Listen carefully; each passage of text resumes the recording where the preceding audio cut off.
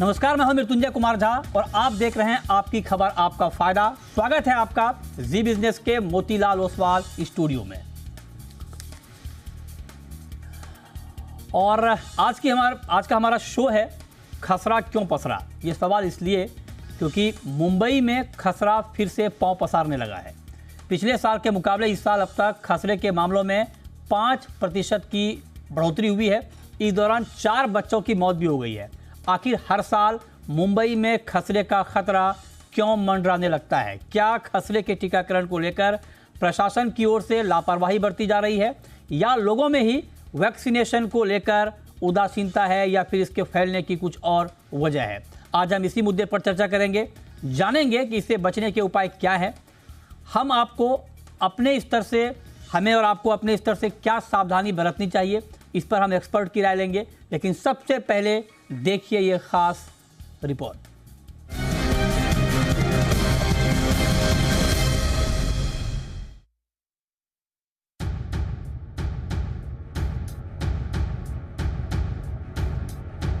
खसरे का प्रकोप एक बार फिर से मुंबई पर दिखने लगा है। पिछले साल भी इसी दौरान खसरे ने तेजी से पैर पसारा था। प्रशासन के टीकाकरण अभियान में तेजी के दावों के बावजूद पिछले 6 महीने में खसरे के 1400 से अधिक संदिग्ध मामले सामने आ चुके हैं। इनमें से 244 मरीजों में इसकी पुष्टि भी हो चुकी है। एक आंकड़े के मुताबिक पिछले साल इसके संक्रमण से 11 बच्चों की मौत हो गई थी। वहीं इस साल अब तक खसरे के चलते 4 बच्चों की जान जा चुकी है। खासकर टीकाकरण नहीं होने वाले 5 साल तक बच्चों के इसकी चपेट में आने का खतरा सबसे ज्यादा होता है। वहीं टीका नहीं लगने पर गर्भवती महिलाओं और कमजोर इम्यूनिटी वाले लोगों के अलावा जिनमें विटामिन ए की कमी होती है, उनमें भी इसके संक्रमण का खतरा होता है। पहले समझते हैं कि आखिर कौन सी बला है खसरा। दरअसल खसरा पैरामाइस्को वायरस परिवार के रुबेला नामक एक वायरस की वजह से होता है। यह संक्रमण एक व्यक्ति से दूसरे में बड़ी तेजी से फैलता है।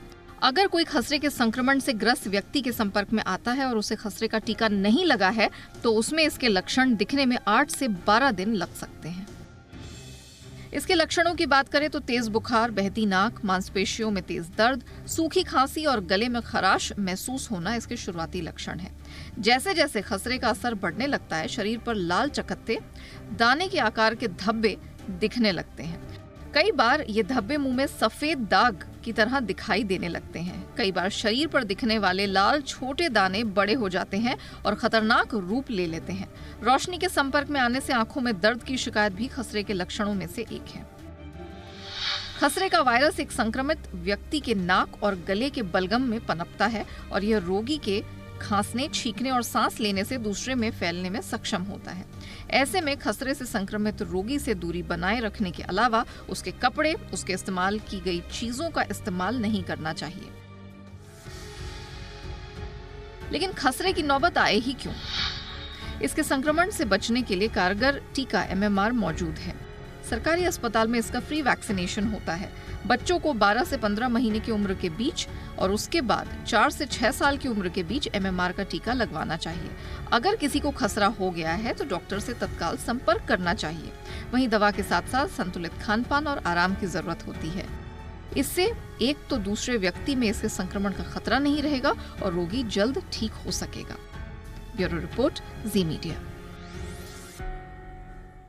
और आज की इस खास चर्चा में हमारे साथ 3 एक्सपर्ट जुड़े हैं। हमारे साथ हैं डॉक्टर संजय राय, प्रोफेसर हैं कम्युनिटी मेडिसिन एम्स के। हमारे साथ डॉक्टर कीर्ति सबनीस हैं, संक्रामक रोग विशेषज्ञ फोर्टिस हॉस्पिटल की। और साथ ही हमारे साथ डॉक्टर समीर भाटी हैं, पब्लिक हेल्थ एक्सपर्ट। आप तीनों का बहुत बहुत स्वागत है आज की इस खास चर्चा में। डॉक्टर कीर्ति सबनीस जी, मेरा सबसे पहला सवाल आपसे ही होगा, चूँकि ये मामला मुंबई से सीधे तौर पे जुड़ा हुआ है, यहाँ पर हर बार मामले बढ़ जाते हैं। तो आप जरा हमें ये बताइए कि मुंबई में हर साल मामले बढ़ क्यों जाते हैं? इसके पीछे की वजह आप क्या देख रही हैं? एक्चुअली जैसे अभी हम लोग ने सुना, ये संक्रामित रोग है, तो इसीलिए जब भी जहाँ पे पॉपुलेशन डेंसिटी ज़्यादा रहेगा, ज़्यादा लोग रहेंगे और वैक्सीनेशन का कवरेज रिलेटिवली कम रहेगा, हमें ज़्यादा मामले पता हो जाएंगे। तो यही रीज़न है कि ये हमें हर बार चालू मुंबई से होता है, क्योंकि थोड़ा डिटेक्शन, सर्विलेंस, हर एक ये संक्रामित लोग जो रोग रहते हैं, हम लोग के साथ कम्युनिटी एक्सपर्ट्स भी है, वो भी बताएंगे कि इसका एक सर्विलेंस सिस्टम रहता है। अगर कोई भी पेशेंट जो लक्षण हम लोग ने डिस्कस किए उससे आता है तो उसको इमीडिएटली हम लोग पब्लिक हेल्थ अथॉरिटीज को इन्फॉर्म कर देते हैं। तो ये थोड़ा इन्फॉर्मेशन जो कनेक्शन रहता है, जागरूकता रहता है, वो भी अगर एरिया में ज़्यादा रहेगी तो वो जल्दी इन्फॉर्म हो जाता है। तो ये सब कारणों के वजह से हमेशा ऐसा हो रहा है कोइंसिडेंटली कि ये मामले मुंबई से ज़्यादा रिपोर्ट हो रहे हैं। पॉपुलेशन डेंसिटी भी इसके लिए एक बहुत इंपॉर्टेंट कारण है। ओके, तो ये रीजन आप देख रही हैं जिसकी वजह से मुंबई में ज़्यादा मामले रिपोर्ट होते हैं। अब संजय जी, आप जरा हमें ये बताएं सर कि जो बात अभी मैम कह रही हैं कि पॉपुलेशन डेंसिटी भी इसकी एक वजह है, आपके हिसाब से वैक्सीनेशन के बावजूद ये पूरी तरह से कंट्रोल क्यों नहीं हो पा रहा है? आप क्या वजह देख रहे हैं इसके पीछे? देखिए, जो मीजल्स का ये एक वायरल डिजीज़ है, वायरस है, यह हाईली कंटेजियस होता है, मतलब एक से दूसरे में बहुत तेज़ी से फैलता है। कोई इन्फेक्शियस डिजीज़ जो इतनी तेज़ी से फैलने वाली नहीं है। अच्छा। जो इसका हम R0 की बात करते हैं, जो बेसिक रिप्रोडक्शन रेट की बात करते हैं 12 से 18 के बीच में, तो इसमें इवन अगर 90% पॉपुलेशन को भी हम इम्यूनाइज कर देते हैं, 10% में भी वो थ्रेशोल्ड अभी पार नहीं हो पाता है और इनका सर्कुलेशन मेंटेन रहता है। अच्छा। नहीं तो इसकी इतनी अच्छी वैक्सीन हमारे पास है, एक डोज जो है पूरी लाइफ के लिए इम्यूनिटी दे देती है। करीब 90% लोगों में जो बच जाते हैं उनमें दूसरा डोज जब हम देते हैं तो वह ऑलमोस्ट 100% में जो है इम्यूनिटी दे देती है। एक कारण थोड़ा सा हो जाता है, कई बहुत से लोगों को वैक्सीन नहीं लग पाती है किसी भी कारण से, वह हो सकता है रीजन। दूसरा, ड्यूरिंग कोविड जो है बाकी वैक्सीनेशन प्रोग्राम पे काफ़ी असर पड़ा है पूरी दुनिया में।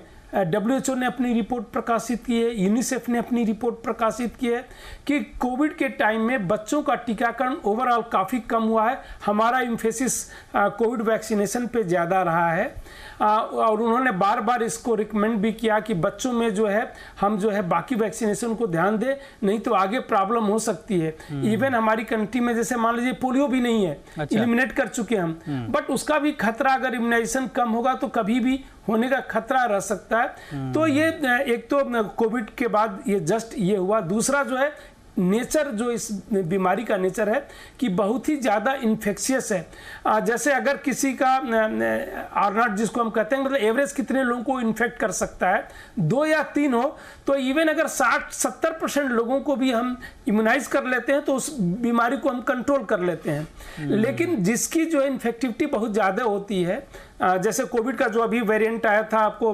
ये जो है ओमिक्रॉन वेरिएंट जो है, उसकी इन्फेक्टिविटी बहुत ज़्यादा थी, इसलिए इतने लोगों को इन्फेक्शन हो गया। कोविड में वैक्सीन उतना इन्फेक्शन को तो नहीं प्रिवेंट करता है जैसा कि मिजल्स में करता है, बट डिजीज को प्रिवेंट करता है, सीवियरिटी डेथ कम करता है। लेकिन उसके बाद भी जो है वो थ्रेशोल्ड हम नहीं पा पाए, क्योंकि जो न्यू वेरिएंट आते रहे, इसकी हाईली इन्फेक्टिविटी के कारण जो है हमें वो तभी संभव हो सकता है जब पूरी दुनिया में लोग जो है ऑलमोस्ट 100% जो है वैक्सीनेशन को अचीव कर लें।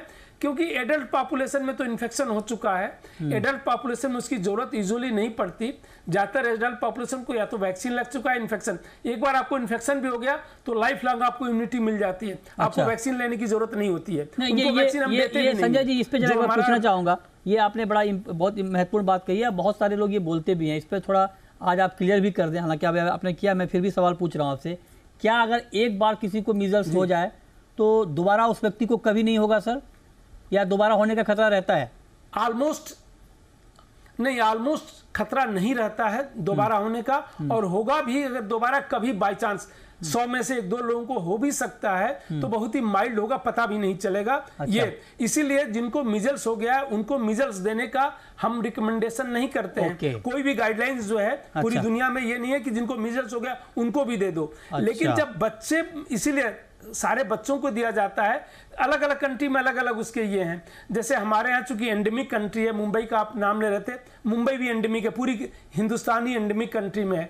तो यहाँ चूंकि ज्यादातर केसेस होते हैं तो हम जल्दी से जल्दी बच्चों को प्रोटेक्ट करना चाहते हैं। वो जल्दी जो है, इसीलिए हम यहाँ 9 महीने पे ही दे देते हैं। ठीक है, 9 महीने पे प्रोटेक्शन लेवल उतना नहीं हो पाता, क्योंकि मदर की एंटीबॉडीज उसमें जो है उस प्रोटेक्शन को प्रिवेंट करती है, बट फिर भी हम बहुत सी लाइफ सेव कर लेते हैं। इस यहाँ पे सेकेंड डोज हम जो देते हैं, आपने शायद वो बाकी कंट्रीज में जो है, यूरोपियन कंट्रीज में 4 से 5 साल में देते हैं, अपनी कंट्री में हम जो है 16 महीने से लेकर 24 महीने के बीच में ही सेकेंड डोज देते हैं। अच्छा। इसीलिए सेकेंड डोज देते हैं कि उस समय 1 साल के बाद जब हम देते हैं तो ऑलमोस्ट उसका प्रोटेक्शन लेवल बहुत ही अच्छा हो जाता है। तो ये कंप्रोमाइज सिचुएशन है कि अच्छा प्रोटेक्शन भी मिल जाए और ज्यादा से ज्यादा बच्चों को हम बचा लें। तो मिजल्स के केस में यही होता है जी, यहाँ पे हम 1 साल से पहले ही दे देते हैं।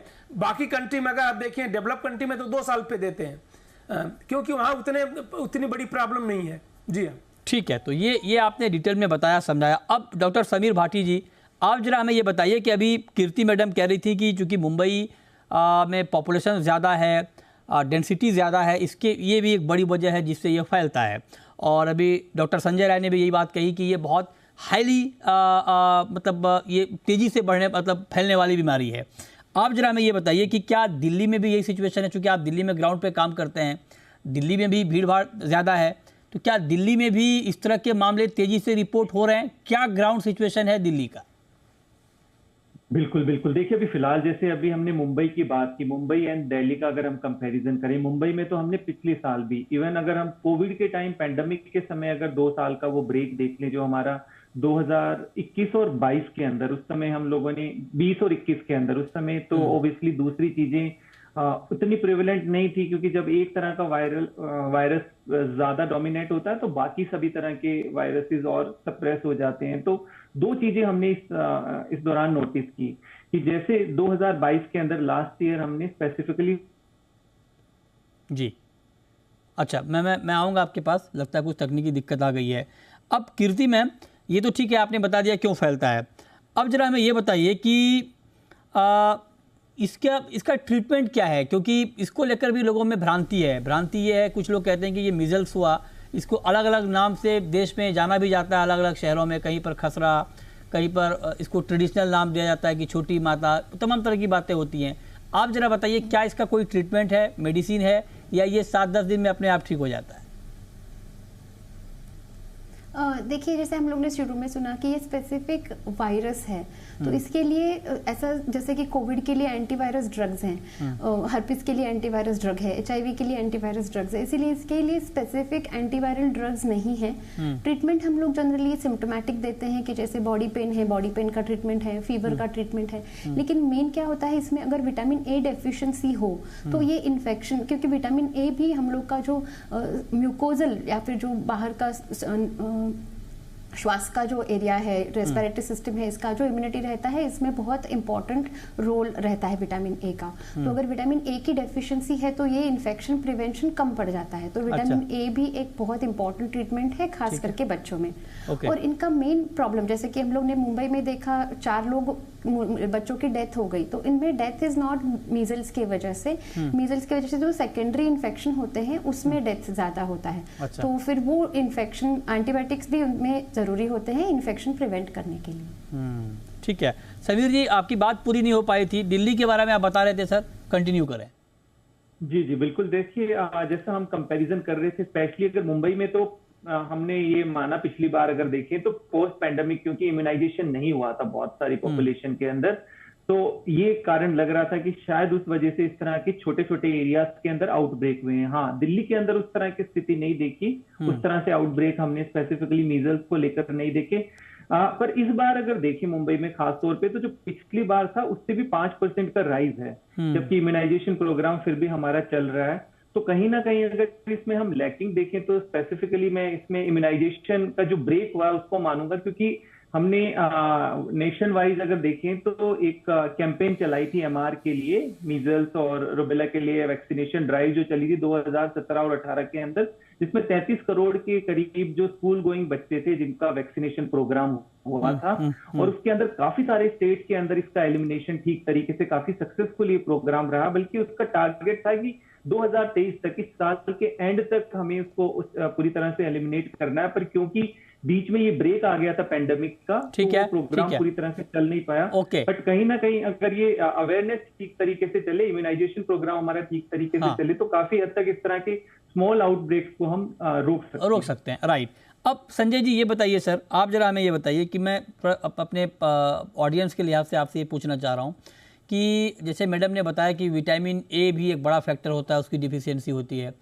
कई लोग ये मानते हैं कि जैसे 7 दिन में, मैं गांव की बात कर रहा हूँ या बड़े पैमाने पर लोग ये मानते हैं कि जैसे 7 दिन में ये अपने आप ठीक हो जाता है, या फिर कभी 3 दिन में या कभी 7 दिन में आप नीम के पत्ते वाले पानी से नहा लें तो आप उसके बाद ऑफिशियली ये मान लें कि आपका चला गया मीजल्स।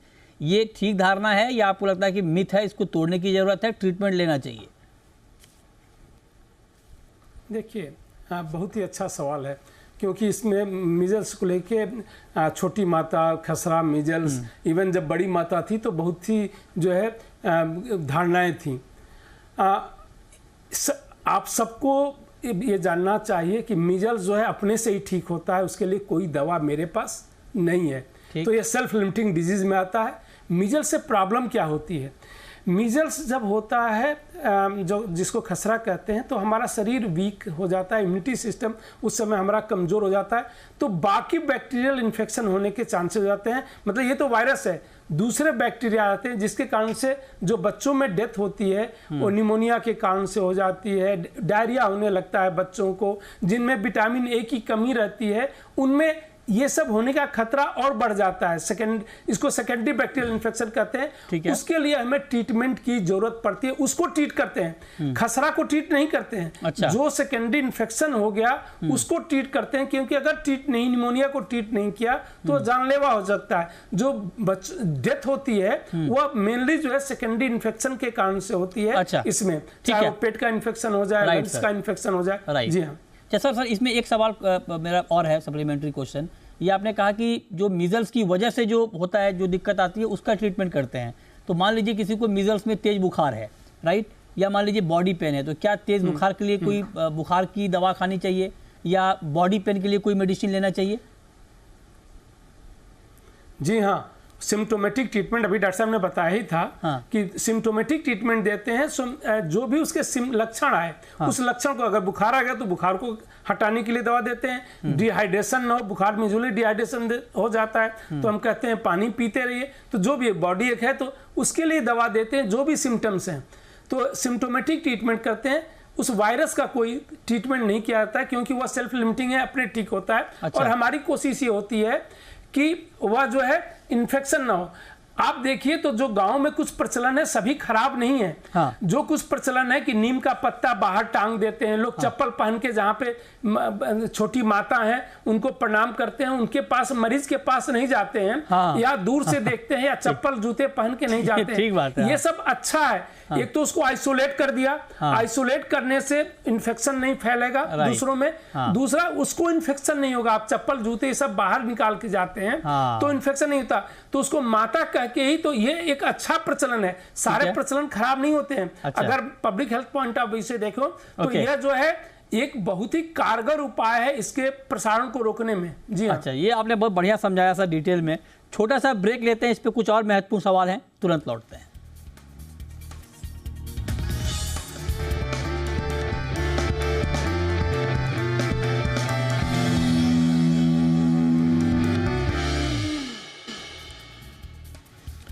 ब्रेक के बाद भी आपका स्वागत है। हमारे साथ तीनों एक्सपर्ट जुड़े हुए हैं आपको डिटेल में बताने के लिए कि मीजल्स यानी खसरा क्यों फैलता है, कैसे फैलता है और इसको कैसे रोका जाए। तो अब भाटी जी आप हमें ये बताइए सर कि पहले तो ये कि ये ना हो, मतलब मीजल्स ना हो, इसके लिए क्या सावधानी ज़रूरी है? बिल्कुल बिल्कुल। देखिए, अगर प्रिवेंशन के लिए बात करें तो सबसे ज्यादा, जैसा बताया कि ये काफी ज्यादा हाईली संक्रामक है, तो पहले तो उन एरिया के लिए अगर हम बात करें जहां पर ये फैला हुआ है, तो ये बहुत जरूरी है ध्यान रखना कि हमें किसी भी तरह से अगर कोई संक्रमित व्यक्ति है तो उससे मिलते वक्त ये सब हमें ध्यान रखना है, क्योंकि ये एयरबोर्न भी है। मतलब जैसा हम कई बार कोविड में भी देख रहे थे कि हवा के अंदर भी जो है ये वायरस रह सकता है 2 घंटे तक। तो इस वजह से एक बार हम जिस एरिया के अंदर स्प्रेड हुआ है तो वहां पर आपको पूरी तरह से सावधानियां बरतनी है। इसके अलावा अगर हम बात करें कि अगर किसी तरह के ऐसे लक्षण नजर आते हैं, जो हम बात करें स्पेसिफिकली उस एरिया के अंदर जो भी रहते हैं, जिसमें हाई ग्रेड फीवर हो गया या और भी जो फ्लू लाइक लक्षण हम जब हमेशा बात करते हैं, तो आपको सबसे पहले अपने आप को आइसोलेट जरूर कर लेना है, क्योंकि अदरवाइज ये स्प्रेड बहुत तेजी से होता है। सेल्फ मेडिकेशन नहीं करनी, डॉक्टर के संपर्क में जरूर रहना है। और उस समय उनको लगेगा कि जैसे आपके सिम्टम्स सबसाइड हुए हैं, तो उस टाइम भी आपको वैक्सीनेशन दी जा सकती है, क्योंकि वो भी इसमें इफेक्टिव रहती है। ट्रीटमेंट अपना पूरा रखना, हाइड्रेशन अपना पूरा रखना है, इन्हीं सब बेसिक चीजों का आपको ध्यान रखना है। ठीक है, ओके। अब मैम, डॉक्टर कीर्ति मैम, आप जरा हमें फटाफट बताइए, एक ही सवाल में दो बात मैं आपसे पूछना चाह रहा हूँ। एक तो ये कि नीम, जो भी डॉक्टर राय ने बताई बात बहुत महत्वपूर्ण की, जो आप प्रिकॉशन लेते हैं, जो एक ट्रेडिशनल गांव में, वो भी एक आपके लिए अच्छा है ताकि आप इन्फेक्शन से बच के रहते हैं। आप जरा इसमें थोड़ा और ऐड कीजिए, क्या ये 3 दिन या 7 दिन में नीम के पत्ते से नहाने वाली बात भी ठीक है, करना चाहिए, पहली बात। और दूसरी बात कि जैसे अभी डॉक्टर भाटी ने कहा कि एयरबॉर्न है, अगर घर में किसी को हो जाए तो उनसे कितनी दूरी बना के रखना चाहिए? तो जैसे पहले हम लोग ने डिस्कस किया, नीम के पत्ते से जो नहाना है उससे कुछ हार्म तो नहीं है, ट्रेडिशनल उपाय है। लेकिन अगर नहाएंगे तो नीम में जो भी थोड़े बहुत, इट इज नॉट लाइक एक टोटल एंटीसेप्टिक रहेगा नीम, लेकिन एटलीस्ट सुपरफिशियल जो स्किन के इन्फेक्शंस हैं वो तो कम हो जाएंगे। तो देयर इज नो हार्म अगर आप नहाएंगे नीम के पत्ते से, तो कुछ नुकसान नहीं है। लेकिन कभी कभी लोग थोड़ा ज्यादा कर लेते हैं, हर 2 घंटा दिन में 2 बार नहाए, फायदा भी नहीं है मैम, कभी कभी फायदा भी नहीं है, हो सकता है, फायदा भी नहीं है, फायदा भी नहीं है। अच्छा, ठीक है, क्योंकि वो इट इज नॉट उसके, जैसे हम लोग ने डिस्कस किया, इट इज नो एंटीवायरल, तो वो काम नहीं करेगा। अच्छा, अब जैसे मुंबई जैसे शहर में अगर हो जाए, क्योंकि यहाँ पे कंजेस्टेड एरिया है, लोग छोटे घरों में रहते हैं, तो अब जरा आप बताइए, घर में किसी मेंबर को हो जाए तो उनसे किस तरह से सावधानी रखनी चाहिए, कितनी दूरी मेंटेन रखना चाहिए, कैसे उसको फॉलो किया जाए मैम? सबसे पहली चीज़ है कि उनको आइसोलेट करना है, क्योंकि ये क्लोज कांटेक्ट, जहाँ पे एयर एक्सचेंज, एयर हवा का प्रवाह अच्छा नहीं है, वहाँ पे ये एयरबॉर्न जैसे कि खांसी से भी फैल सकता है। इसीलिए जनरली ये डिसीज़ बच्चों में होता है, तो उनको एक अलग रूम में एटलीस्ट रखना होगा। उनके सब सिक्रीशंस, उनके जो कपड़े हैं, जो बेडिंग है, जो वो चादर वगैरह यूज़ कर रहे हैं, कप वगैरह यूज़ करने हैं, वो अलग रखने होंगे एटलीस्ट पहले 5 दिन के लिए। अगर घर में कोई लो इम्यूनिटी वाले, जैसे कि ट्रांसप्लांट या फिर इम्यूनोसप्रेशन पे कोई दूसरे लोग हैं, तो उनको बेटर रहेगा कि वो दूसरे घर पे शिफ्ट करें या फिर दूसरे रूम में रखें, उनके साथ बिल्कुल ही कांटेक्ट ना आने दें। सिमिलरली प्रेगनेंसी के लिए भी सिमिलरली सेपरेट रखना होगा। ओके, ठीक है, तो ये प्रिकॉशन, लेकिन ये रिस्क एकदम ही कम हो जाएगा अगर आपने पहले वैक्सीनेशन लिया है, क्योंकि 2 डोज वैक्सीनेशन के लिए रहेंगे, तो आपको सेकेंड टाइम मीजल्स होने के चांसेस ऑलमोस्ट निल है। ओके, ठीक है। अब जरा आखिरी सवाल संजय जी आपसे पूछना चाह रहा हूं सर, कि सबसे ज़्यादा फैलने का खतरा बच्चों में होता है या एडल्ट में होता है? अगर मान लीजिए ये फैल रहा है, स्प्रेड हो रहा है, तो क्या बच्चों को ज़्यादा अपनी चपेट में लेता है? देखिए, बच्चों को इसलिए चपेट में लेता है कि बच्चों में इम्यूनिटी नहीं होती है। पहले ही मैंने बताया कि इम्यूनिटी 2 तरीके से मिलती है, या तो वैक्सीन से मिलती है या इन्फेक्शन से। और दोनों ही, वैक्सीन भी हमारे पास बहुत अच्छी है, जो लॉन्ग लास्टिंग इम्यूनिटी देती है, बहुत लंबे समय तक देती है, ऑलमोस्ट हम उसको मानते हैं कि लाइफ लॉन्ग इम्यूनिटी दे देती है। और एक बार आपको मिजल्स हो भी जाता है, खसरा, तो लाइफ लॉन्ग इम्यूनिटी दे देती है। अच्छा। बच्चों में आप जो दोनों ही अभी कम है। बच्चों में हम वैक्सीन देते हैं, वैक्सीन से ही इम्यूनिटी होती है, क्योंकि अपनी कंट्री में हम 9 महीने पे दे रहे होते हैं, तो 100% बच्चों में सीरो कन्वर्जन नहीं होता, मतलब एंटीबॉडीज नहीं बनती। इसलिए जो है कुछ बच्चे अनप्रोटेक्टेड रहते हैं, क्योंकि मैटरनल एंटीबॉडीज इंटरफेयर करता है। 30 सेकंड का एक सवाल सर आपसे और, 30 सेकंड का एक सवाल सर आपसे और, कि मान लीजिए किसी ने बचपन में ना ली हो वैक्सीन किसी कारणवश, इसकी कोई उम्र तय है कि आप किस उम्र तक ये वैक्सीन ले सकते हैं, या कभी भी ले सकते हैं, किसी भी एज? जो रिकमेंडेशन है, जब तक अगर कोविड कह रहा हूं, मिजल्स नहीं हुआ है तो आप वैक्सीन ले सकते हैं। अच्छा। किसी भी उम्र में। ओके, अगर नहीं हुआ है तो। जी हाँ, ये आपने बहुत बढ़िया समझाया सर, बहुत शुक्रिया डॉक्टर संजय राय आपका, डॉक्टर कीर्ति सबनीस आपका, और डॉक्टर समीर भाटी आपका हमारे साथ आज की इस खास चर्चा में जुड़ने के लिए। तो फिलहाल इस शो में इतना ही, छोटा सा ब्रेक के बाद भी खबरें जारी हैं। नमस्कार।